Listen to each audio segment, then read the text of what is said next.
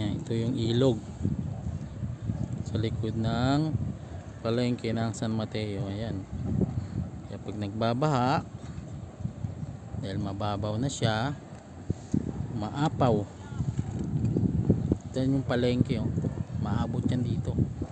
Ito hindi ko alam kung ano itong mga project na to. Ayan, ang lalaking bakal. Ayan, mga kabayan,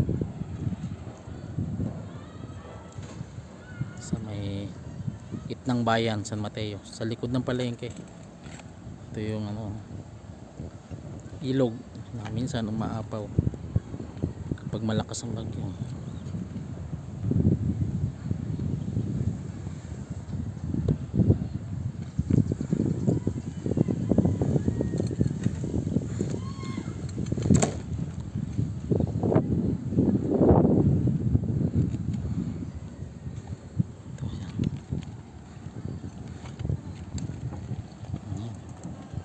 Mga basura, oh.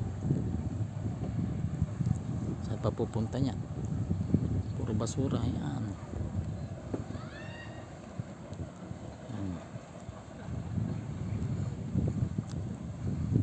Puno ng basura na pupunta sa ilog.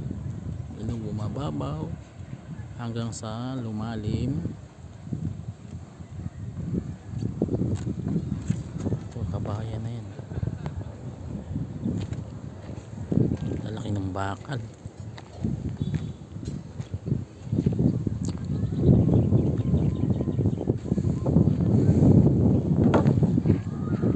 Para saan tong bakal na to, kuya?